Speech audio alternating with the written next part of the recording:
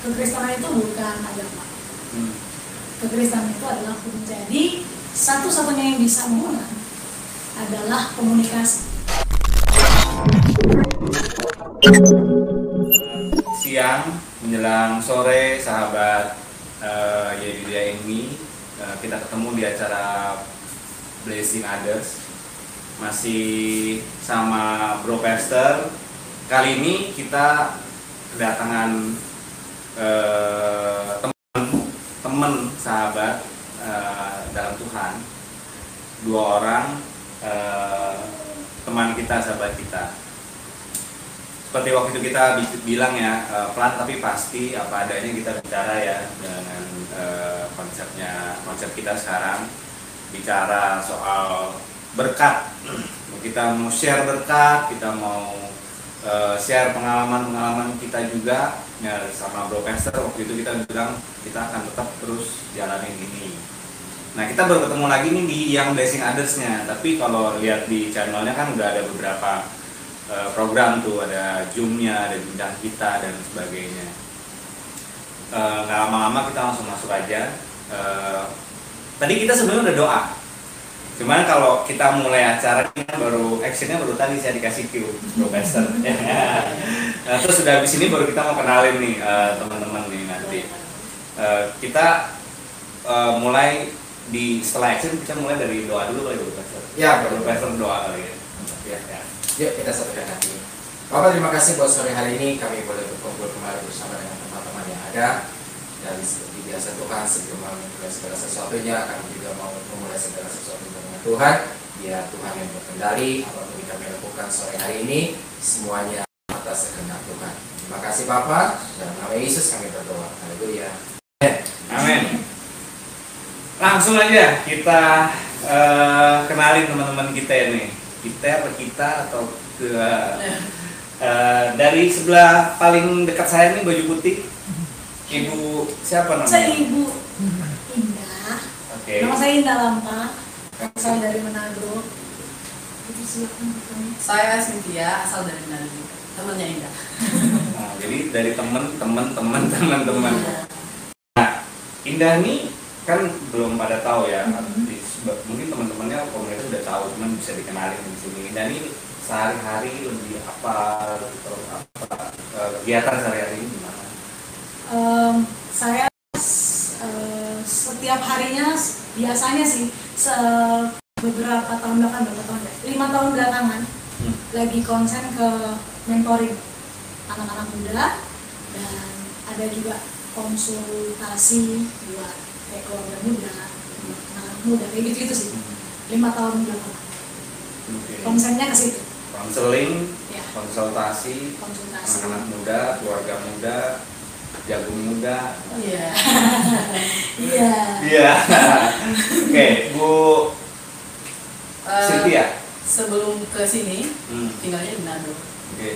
Akunya kerja di ada salah satu daerah lah. Cuman pas pindah ke sini udah emang kesibukan selain itu ya paling ikut pelayanan pindah, kita bisa ibadah bareng. Oke, berarti lebih ke sini baru berarti. Baru. Tapi udah pernah dari sini. Oke, nah pemirsa ini sahabat ya.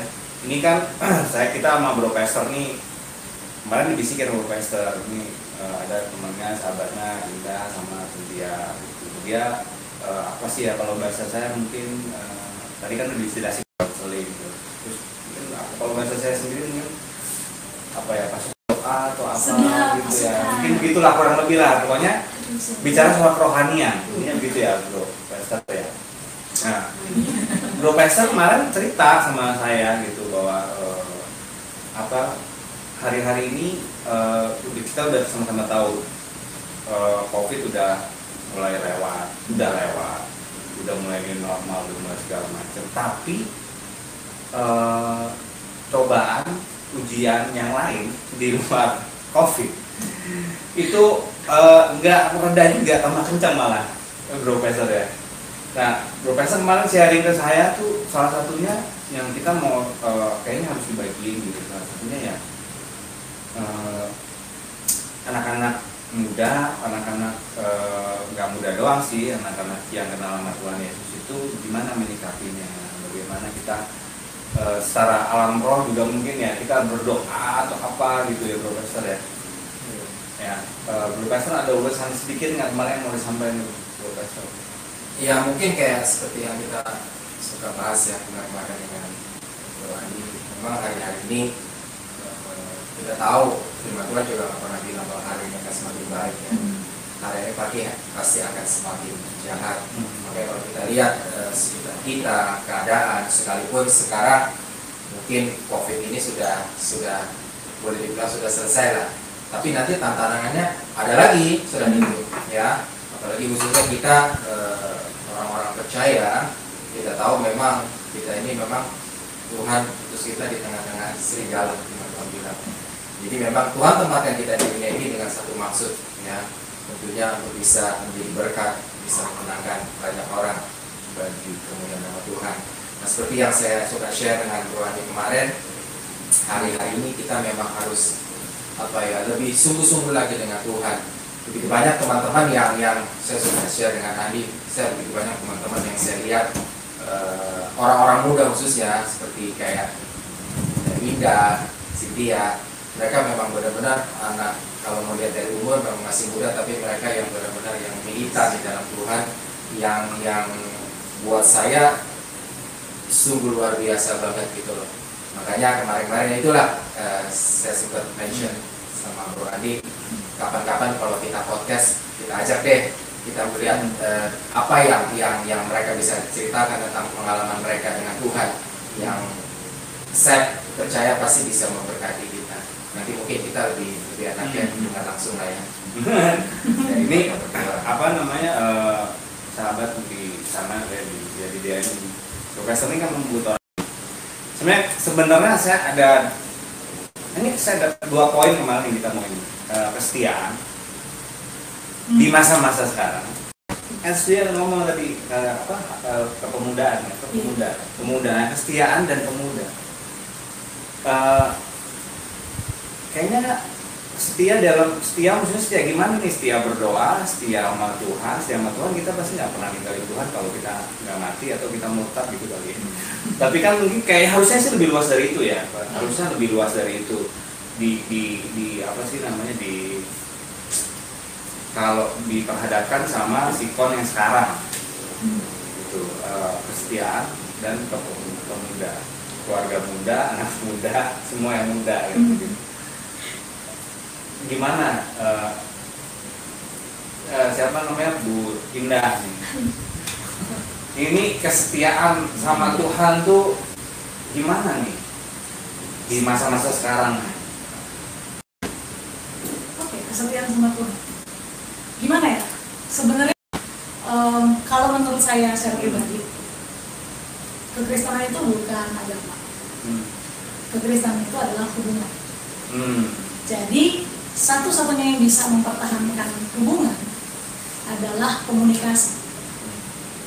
Nggak pernah ada hubungan yang lurus tanpa ada komunikasi yang jujur. Kalau ada komunikasi yang jujur, maka hubungan itu akan menjadi lurus. Lempeng gitu. Tapi bukan berarti lempeng kayak nggak ada apa-apa, enggak.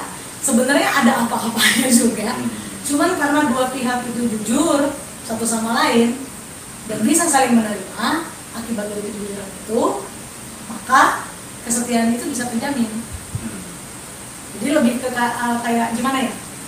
Kalau karena menurut saya gini, di satu sisi gini, masalah nggak pernah terjadi kalau dua pihak nggak saling meminta sesuatu. Gitu.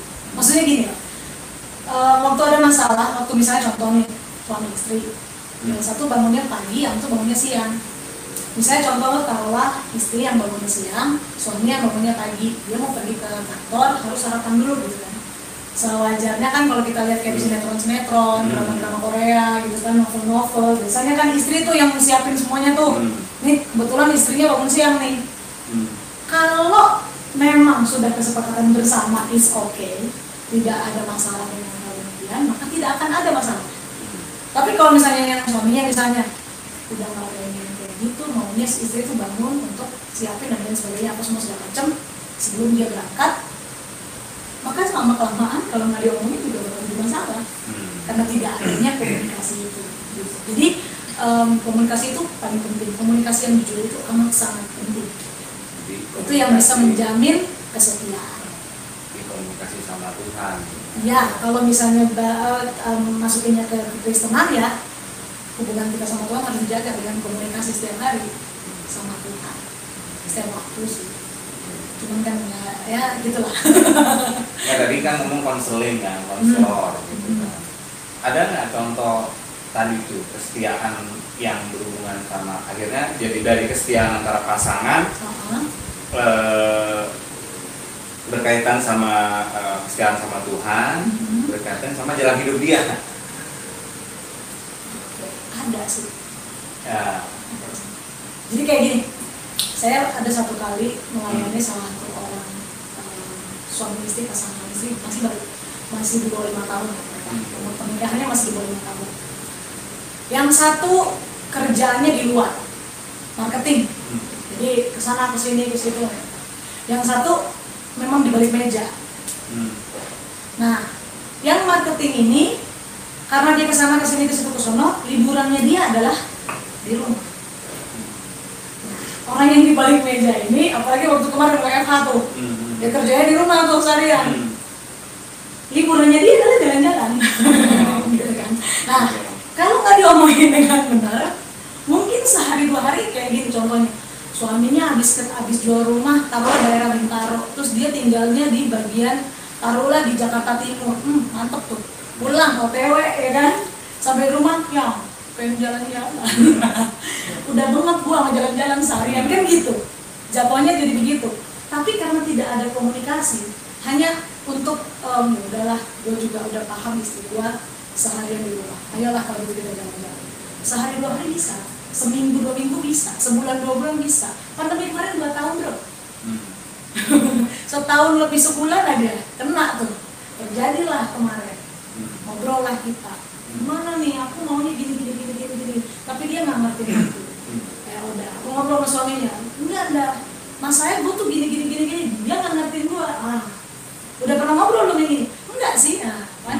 Karena dikirain memang ini apa namanya? Bisa baca pikiran gitu kali. Jadi yang kayak begitu cuma ada di Indosiar ya. Dimana pikiran kita bisa terdengar oleh semua orang itu hanya ada di Indosiar. Jadi untuk dalam kehidupan sehari-hari secara nyata tidak pernah ada yang demikian. Jadi komunikasi dengan jujur itu harus. Itu bisa menjaga lah. Gitu. Iya, saya dapat data juga kemarin kan selama masa pandemi ini itu tingkat perceraian tinggi, makin tinggi tingkat perceraian dan itu nyasarnya ke anak-anak Tuhan, ke keluarga-keluarga Kristen. Benar nggak sih? Benar nggak? Nggak tahu datanya sih, tapi aku pernah baca datanya. Berapa orang saya ngomong? Pernah datanya valid tuh. Iya. Itu banyak. Nah itu, tapi pernah sering sampai perceraian nggak? Pernah, ada yang memang udah ngurus, akhirnya nggak jadi perceraian, akhirnya nggak jadi karena memang kadang-kadang bukan dibilang belum siap menikah juga sih, tapi kadang-kadang kita waktu mau mengimpikan sesuatu, yang kita impikan adalah hal yang positifnya. Kita tidak pernah memimpikan, kita tidak pernah memimpikan sesuatu yang buruk gitu, ya kan? Karena semua orang punya harapan yang baik atas masa depannya. Tapi kita juga nggak pernah, kadang-kadang orang Kristen itu nggak sadar kalau di Alkitab udah ditulis hari-hari yang ada semakin hari kan semakin jahat, nggak semakin baik. Nah kalau udah hari-hari semakin jahat, terus temanannya atau nantinya dengan teman masa hidupnya itu juga dengan orang yang nggak bisa satu frekuensi sama kita, wah gimana ya? Ngomongin frekuensi juga. Nah itu ngomongin frekuensi ini seru tuh. Karena saya juga baru tahu tuh frekuensi kita single sama frekuensi orang udah dobat, artinya udah married. itu nggak gampang loh nyatuinnya. Padahal sebenarnya ini ini saya pribadi di sharing aja. Benar nggak sih itu frekuensi 2 orang ketika married itu kan harus satu frekuensi ya. Nah terus frekuensi harus selaras dengan frekuensi Tuhan gitu. Supaya bisa jadi keluarga yang keturunan ilahi lah. orang ilahi atau keluarga yang blessed gitu kan, yang blessing gitu. Bener nggak sih?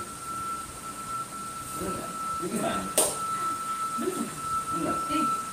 Ada pengalaman nggak? Maksudnya orang nih yang Oh ya orang lain ya. orang itu konselor. Iya. Sebenarnya bicara keselarasan, gitu kan sebenarnya. Selaras dengan hati Kristus, selaras dengan hati Bapa. Itu tuh sebuah keharusan, karena kalau kita tinjau lagi, Tuhan tuh sering mengibaratkan keluarga dengan Dia. Oke. Tuhan sering mengibaratkan keluarga dengan dia, gimana tuh? Maksudnya gini, kasihilah istrimu sama seperti, gitu kan? Hai suami, kasihilah istrimu sama seperti Kristus mengasihi jemaat. Ada di mana? Alkitab bentar ya. Di mana? Kristus mengasihi jemaat. Sabar. Ya, sambil minum. Ya. Efesus 5. Efesus 5. Hai istri kan gini, Efesus 5 ayat 22 sampai 33. Efesus 5 Ayat ayat 22, kasih Kristus adalah dasar hidup suami istri. Hai istri, tunduklah kepada suamimu seperti kepada Tuhan. ya. Karena suami adalah kepala istri, sama seperti Kristus adalah kepala jemaat, dialah yang menyelamatkan tubuh. Karena itu sebagaimana jemaat tunduk kepada Kristus, demikian jugalah istri kepada suami dalam segala sesuatu.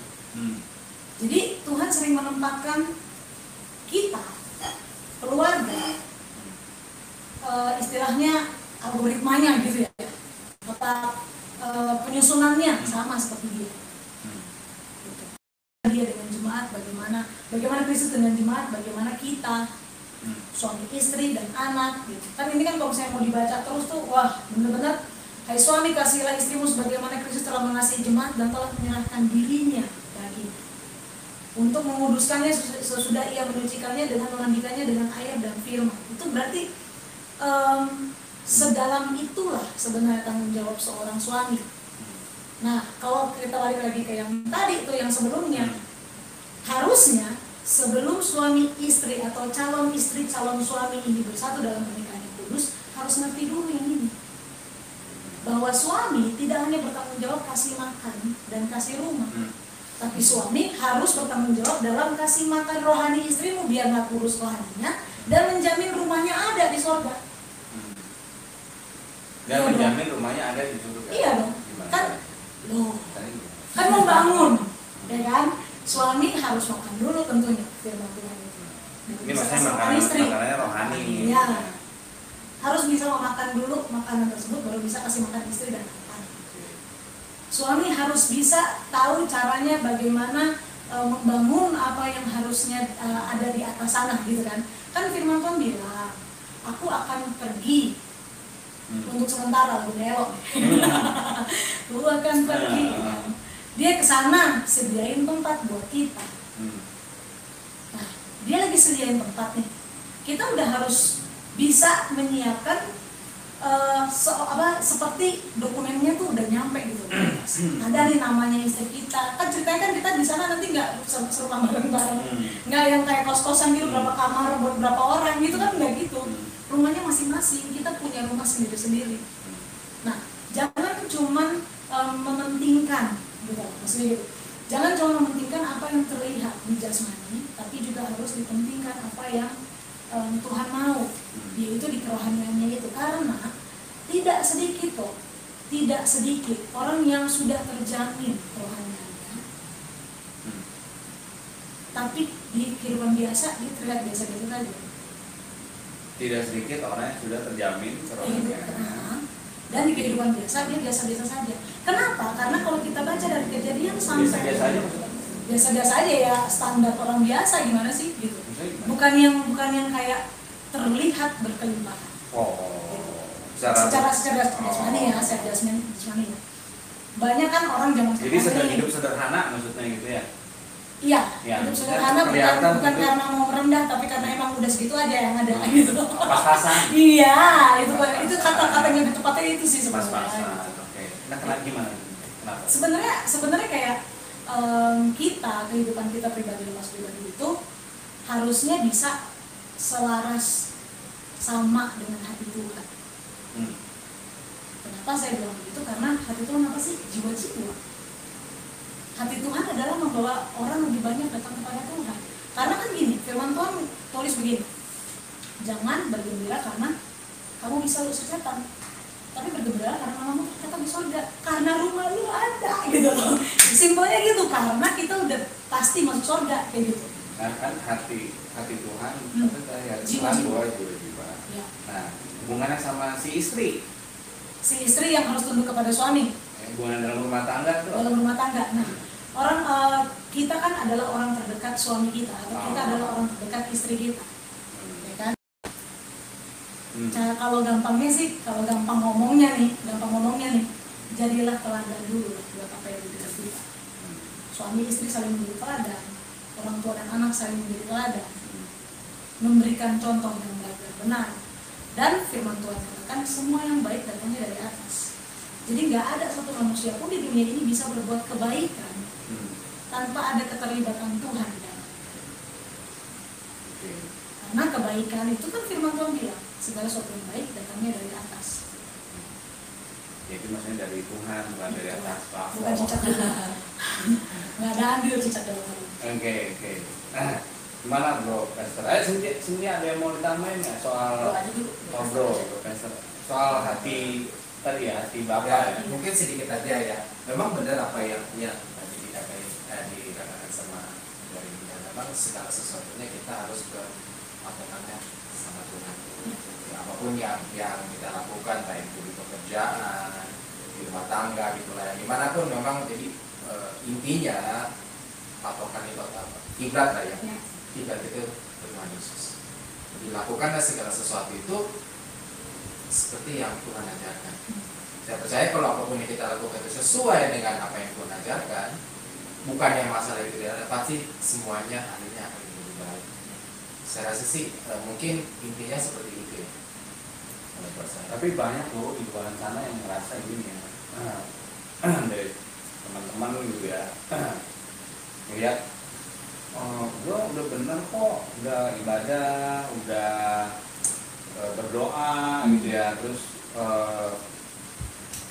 tapi gue merasa belum berubah nih kehidupan gue nih, secara pas-pasan tadi menjadi lebih baik, bahkan banyak yang kehilangan kerjaan kan di masa-masa sekarang ini kan gitu kan. Benar sih. Nah itu biasanya gimana tuh? Kenapa gitu? Salah satunya mungkin tadi ya, dia sebagai suami harus mau nggak mau mendrive si istri untuk barengan, dekatnya sama Tuhan tuh barengan gitu kali ya, nggak bisa sendiri gitu. Bisa sendiri, kan keselamatan kan masing-masing. Oke. Keselamatan masing-masing, tapi maksudnya yang sebagai kepala keluarga harus bisa bertanggung jawab untuk paling tidak mengarahkan. Oke. Paling tidak mengetahui istri udah mulai apa belum. Kan kita yang paling tahu, karena kita yang paling dekat gitu kan. Suami istri itu mereka berdua lah yang paling dekat. Kalau istilahnya anak zaman now kan ada pillow talk, ngobrol waktu di tempat tidur. Nah itulah waktu-waktunya kan gitu. Kita akan tahu orang itu berubah, orang itu semakin dekat dengan Tuhan. Kita tahu kok dari cara-cara dia, dari gaya hidupnya dia yang berubah mungkin. Itu mutlak tanggung jawab suami. Kalau untuk bicara suami istri, iya. Tapi kalau untuk bicara pribadi harus dipimpin sendiri. Iya. Ya, kalau bicara suami istri, iya. Oke. Mutlak tuh ya. Suami mutlak untuk mendrive. Ya. Oke. Kan banyak juga tuh yang bandel-bandel tuh, maksudnya udah ini nih, tapi istri gue kadang-kadang nggak ini sedangkan gitu, banyak kasusnya, maksudnya ini nggak setelah konseling ada yang gitu. Nggak usah di situ, di rumah juga. Oh, di angkat juga ada tuh. Saling menyalahkan gitu ya. Iya, mungkin saling menyalahkan atau saling menunggu, saling suka gitu kan, saling ngeliat gitu kan. Dulu apa gue dulu nih, ya. Ya. Dan itu juga ada kok. Kan tidak mungkin firman tertulis tanpa ada sebab. Gitu kan? 1 Petrus 3 ayat 1 sampai 2. Oke. Ya. Terus 3. Petrus 3 ayat 1 sampai 2.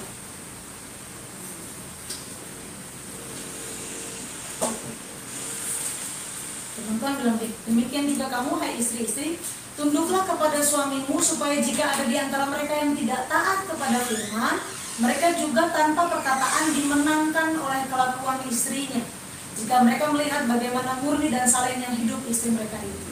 Jadi kalau misalnya contoh kasus, gimana kalau misalnya laki-lakinya nggak, ya berarti istrinya harus taat hidup seperti ini. Okay. Sudah ada contoh kasusnya. Jadi ya makanya tadi kalau untuk hidup bersuami istri, harusnya suami bisa memimpin istri dan anak-anak untuk takut akan Tuhan. Tapi apabila tidak, berarti istri harus bisa menjadi contoh supaya suami dimenangkan. Karena kalau suami sudah dimenangkan, suami akan mengambil tempat itu.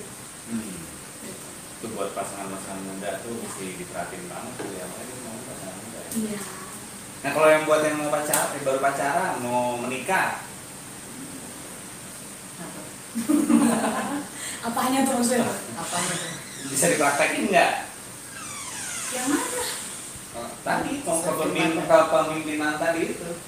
Kepemimpinan, oh, maksudnya saling ingat-ingatin Ah. yang jangan lupa doa. Misalnya kayak Saya udah makan belum? Kalau nggak jangan lupa doa ya, gitu kan. sama jangan lupa bayar.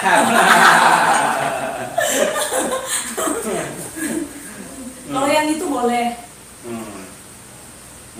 boleh mencoba. Mungkin yang kalau boleh ditahan, mungkin itulah pentingnya kita melibatkan Tuhan Hmm. dalam semua aspek kehidupan. Apapun itu, baik di rumah tangga, yang tadi saya mention, mungkin di keluarga, hubungan hubungan suami istri atau hubungan tadi pacaran, itu pentingnya memang kita melibatkan Tuhan. Jadi Tuhan itu selalu jadi panutan. Tuhan itu selalu jadi kiblat. Dan saya percaya kalau Tuhan itu jadi panutan kita, jadi kiblat kita. Segala sesuatu yang kita lakukan itu sesuai dengan firman Tuhan. Dan pasti hasilnya pasti akan baik. Nah, ini pertanyaan yang mungkin udah jauh sih, udah jauh ya. Nggak tahu udah lama atau jauh ke depan. Kadang-kadang suka ada yang ngomong gini, bro pastor nih. Ini ya role modelnya kan Tuhan, ya Tuhan Yesus. Kan Tuhan Yesus nggak menikah. Gimana gua bisa ngeliatnya? Itu gimana tuh maksudnya? Kalau ada kayak gitu tuh.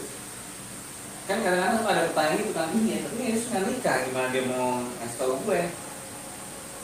Itu ada di mana salahnya? Hah? Dia tunangan. Kan nanti kalau dia datang kedua kali dia mengumpul saling-saling mempelai Kristus. Menikah dia. Tapi nanti kalau udah kiamat menikahnya Dengan mau nunggu kiamat apa gimana? dengan para mempelai. Ya, Mempelai itu kita orang kudusnya Tuhan, yang bukan hidup dengan menguduskan diri tapi karena dikuduskan. Nah itu lagi tuh menguduskan diri atau udah dikuduskan sama Tuhan loh kan? Jadi panjang. Melayani dulu dia ya. Karena kalau saya kan iya, karena kalau saya kan mancing gitu kan, biar tahu gitu kan, supaya kali yang di sana pertanyaan kayak gitu. Ya, tadi tuh mengkuduskan diri atau dikuduskan, bagaimana tuh bedanya? Mengkuduskan diri atau dikuduskan dengan Tuhan? Kalau firman Tuhan bilang kekudusan kita seperti kain kotor. Yesaya 4 ayat 6. Yesaya 4 ayat 6 ya. Yesaya 64. Yesaya 64. Oke. Ayat 6. Baca nih juga tahu nih. Oke. Nah. Firman Tuhan bilang begini, demikianlah kami sekalian seperti seorang najis dan segala kesalehan kami seperti kain kotor. Kami sekalian menjadi layu seperti daun dan kami lenyap oleh kejahatan kami seperti daun dilenyapkan oleh angin. Jadi kesalehan sebagus apapun menurut kita manusia itu bukan berarti saleh dan bagus menurut Tuhan.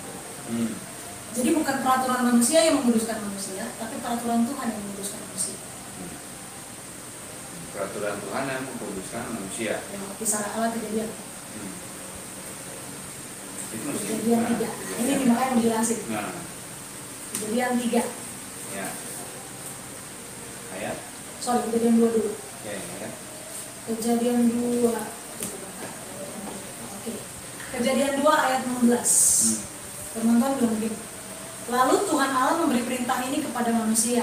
Semua pohon dalam taman ini boleh kamu makan buahnya dengan bebas. Tetapi pohon pengetahuan tentang yang baik dan yang jahat, jangan kau makan buahnya. Sebab pada hari engkau memakannya, pastilah engkau mati. Ya, jangan kau makan buahnya. Sebab pada hari engkau memakannya, pastilah engkau mati. Kejadian 3. Kejadian 3 itu. Kejadian 3 ayat 1 dulu deh. Adapun ular yang paling cerdik dari antara segala binatang di darat yang dijadikan oleh Tuhan Allah. Ular itu berkata kepada perempuan itu, tentulah Allah berfirman, semua pohon dalam taman ini kamu makan, jangan kamu makan buahnya, bukan? Jadi gini, ada 3 sosok di sini, manusia, Tuhan, dan iblis dalam bentuk rupa ular. Tuhan berfirman sama manusia, ya kan? Semua yang ada dalam taman ini boleh kamu makan buahnya. Tapi pohon pengetahuan ini jangan kamu makan buahnya, pasti kamu makan. Jangan dan pasti. Nah, si iblis mancing. Tentulah Allah berfirman, semua pohon dalam taman ini jangan kamu makan buahnya, bukan? Dipancing katanya jangan semuanya, nggak boleh sama sekali. Seolah-olah peraturan Tuhan itu sangat mencekik manusia. Ini yang kita sebagai manusia sekarang punya pandangan seperti ini. Kayaknya hidup berkristenan itu susah, mencekik. Itu pikiran iblis. Seperti itulah iblis menaruh pikiran atas kita. Nah, ayat 2 bilang begini. Lalu seorang perempuan itu kepada ular itu, 2 pohon-pohonan dalam taman ini boleh kami makan. Nah, keplesetnya di sini nih. Tetapi tentang buah pohon yang ada di tengah-tengah taman, Allah berfirman, jangan kamu makan atau raba buah itu. Nanti kamu mati. Tuhan bilangnya apa? Jangan. Tuhan udah bilang raba. Nah, manusia menambah peraturan. Manusia cenderung mau kelihatan lebih baik gitu, dengan usahanya. Karena dia tahu, ntar kalau gue pegang, gue pengen. Jadi dia melarang dirinya sendiri, jangan raba, nanti lu mati gitu kan. Padahal bukan nanti, Tuhan bilang pasti. Kayak itu tadi yang bilang ditambah jangan raba. Hawa yang bilang. Ayat 2 kan, perempuan itu. Nah, Allah berfirman, janganlah kamu makan ataupun raba buah itu, nanti kamu mati. Manusia yang bilang. Jadi kadang-kadang manusia itu suka memperketat peraturan, memperingan hukuman. Padahal Tuhan maunya peraturannya peraturan gua aja. Hukumannya itu mati. Tapi yang kita manusia zaman sekarang sering lupa, hukuman itu kan sudah Tuhan selesaikan. Maut kan sudah Tuhan selesaikan. Tuhan sudah kalahkan maut. Jadi istilah gini, kita punya musuh maut, Tuhan punya musuh iblis. Kemarin udah tukeran tuh kita tuh. Yesus lahir ke bumi ini, naik disalib, mati habis itu bangkit. Dia sudah mengalahkan maut. Nah, sekarang kita ambil musuhnya si bos, iblis. Tapi bos nggak pernah kasih kita berperang sendiri. Makanya ada peraturan. Tapi peraturan itu pun jangan dilebih-lebihkan kayak manusia ini.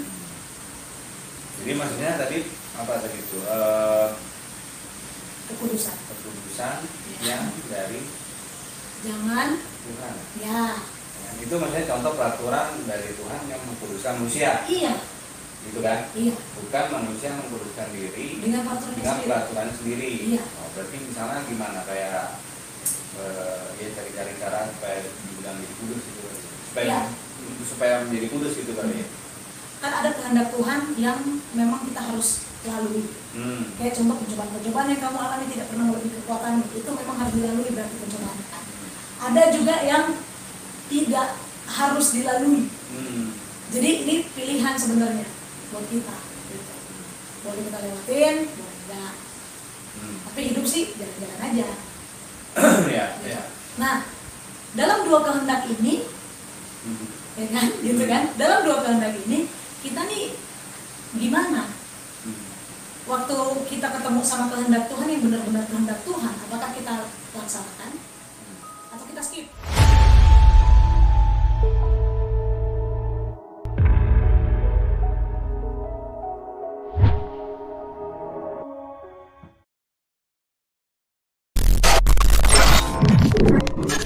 Bro.